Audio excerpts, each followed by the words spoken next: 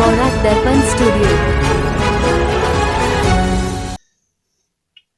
নমস্কার, নিউজ বরাক দর্পণ স্টুডিও থেকে সবাইকে শুভ সন্ধ্যা। আজকের গুরুত্বপূর্ণ খবর, ভারতীয় জনতা পার্টি কোন কোন বর্তমান বিধায়ক 2026-এর অসম বিধানসভা কেন্দ্রিক প্রার্থীর লড়াইয়ে বঞ্চিত হলেন। তাদের নাম: অতুল বরা, অমিয় কুমার ভূঁইয়া, হেমাঙ্গ ঠাকুরিয়া, রামকৃষ্ণ ঘোষ, অজয় কুমার রায়, প্রমোদ বরঠাকুর, সিদ্ধার্থ ভট্টাচার্য, মিহিরকান্তি সোম, দীপায়ন চক্রবর্তী, নুমাল মমিন, বিদ্যা সিং ইংল্যাং, নন্দিতা গাডলুসা, নিয়ারঞ্জন দাস, দর্শিং রংহাং ও গণেশ নিম্বু সহ 15 জন বিধায়ক প্রার্থী কেন্দ্রিক টিকিটের লড়াইয়ে নিজেদের অবস্থান ধরে রাখতে পারেননি।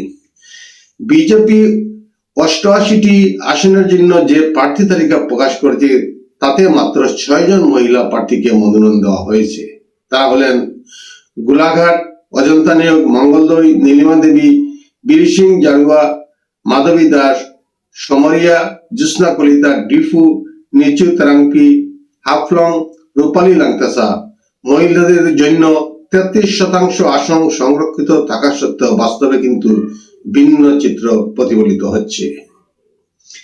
এইচডিএফসি ব্যাংকের চেয়ারম্যান অতনু চক্রবর্তীর আকস্মিক পদত্যাগে ব্যাংকিং খাতে চাঞ্চল্য সৃষ্টি হয়েছে। তিনি ব্যাংকটির পরিচালক রূপেও দায়িত্বে ছিলেন। 18 মার্চ থেকেই তার পদত্যাগ কার্যকর হয়েছে। নৈতিক কারণে তিনি এই দায়িত্ব ছেড়েছেন বলে জানিয়েছেন অতনু চক্রবর্তী। ধলাই বিধানসভা সমষ্টির বিধায়ক নিয়ারঞ্জন দাস সততা নিষ্ঠার সাথে কাজ করার দাবি জানিয়েছেন। জনগণের মধ্যে ভারতীয় জনতা পার্টির ভাবমূর্তি উন্নত করেছেন, কিন্তু দুঃখজনকভাবে দল তাকে যথাযথ স্বীকৃতি দেয়নি এবং দলীয় টিকিট থেকে বঞ্চিত করা হয়েছে। তাই অসম প্রদেশ সভাপতির কাছে বিজেপির প্রাথমিক সদস্য পদ থেকে পদত্যাগ পত্র পাঠিয়েছেন। সেই সঙ্গে সকল প্রকার দায়িত্ব থেকে অব্যাহতি দেওয়ার জন্য অনুরোধ জানিয়েছেন। নির্বাচনের প্রাক্কালে ইউপিপিএল এ আবারও বড় ধাক্কা লেগেছে। বর্মা এলাকার বিধায়ক ভূপেন বড় পদত্যাগ করেছেন দলের প্রাথমিক সদস্য পদ থেকে। দলের সভাপতির কাছে পদত্যাগ পত্র পাঠিয়েছেন। তিনি এবার বিপিএফ এ যোগ দিতে পারেন বলে সম্ভাবনা রয়েছে। একদিকে সমগ্র রাজ্যে নির্বাচনের উত্তপ্ত আবহাওয়া বইছে, তার মাঝেই চারিদুয়ারে বিপুল পরিমাণ গাঁজা উদ্ধার করেছে পুলিশ। AR-023684 নম্বরের একটি মারুতি ভ্যানে অরুণাচল থেকে আনা হচ্ছিল গাঁজাগুলি। এমন সময় চারিদুয়ার পুলিশ তা আটক করে এবং এক পাচারকারীকে গ্রেপ্তার করে।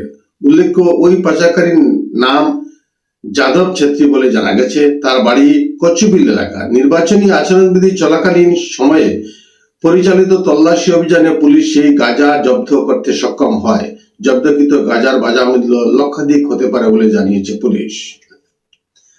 মার্কিন গোয়েন্দা প্রধান তুলসী গাবার্ড জানিয়েছেন, 2025 সালে আমেরিকা ইসরায়েলের হামলার পর ইরান আর কোনো পরমাণু কর্মসূচি চালায়নি। এই রিপোর্টে বলা হয়েছে, অপারেশন মিডনাইট হ্যামার এ ইরানের পরমাণু প্রকল্প সম্পূর্ণ ধ্বংস হয়ে গেছে এবং পুনরায় শুরু করার কোনো প্রমাণ নেই।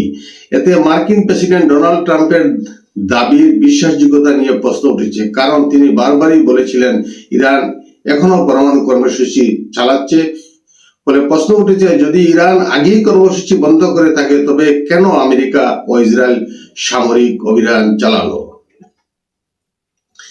পশ্চিমবঙ্গ বিধানসভা নির্বাচনকে সামনে রেখে জোরদার তল্লাশি চালাচ্ছে পুলিশ। দক্ষিণ 24 পরগনার বারুইপুরে এক বাইক আরোহীর কাছ থেকে 9 লাখ টাকা উদ্ধার করা হয়েছে। পাশাপাশি আলিপুর দুয়ারে জেলার অসমের চিরাং জেলার এক দম্পতি গাড়ি তল্লাশি করে 2.75 লাখ টাকা জব্দ করা হয়েছে। পুলিশের জিজ্ঞাসাবাদে তারা নিজেদের ব্যবসায়ী বলে দাবি করলেও টাকার উৎস সম্পর্কে সন্তোষজনক ব্যাখ্যা দিতে পারেনি।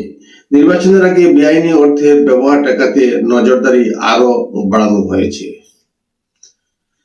মধ্যপ্রাচ্যে উত্তেজনা তীব্র হচ্ছে সাউথ পার্স গ্যাস ফিল্ডে হামলার পর।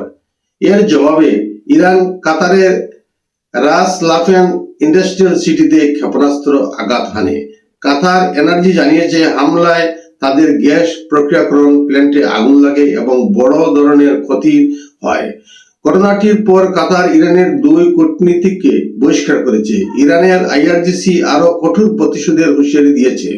অন্যদিকে সৌদি আরব ড্রোন ভূপাতিত করার দাবি করছে। এই সংঘাতের ফলে হরমুজ প্রণালী দিয়ে জাহাজ চলাচল ব্যাহত হওয়ার আশঙ্কা দেখা দিয়েছে, যার প্রভাব পড়েছে আন্তর্জাতিক তেলের বাজারে। দাম 3% বেশি বেড়েছে। আজকের প্রতিবেদনে এখানেই সংক্ষিপ্ত বিরতি টানছি। সবাইকে আবারও শুভ সন্ধ্যা জানিয়ে বিদায় নিচ্ছি। নমস্কার।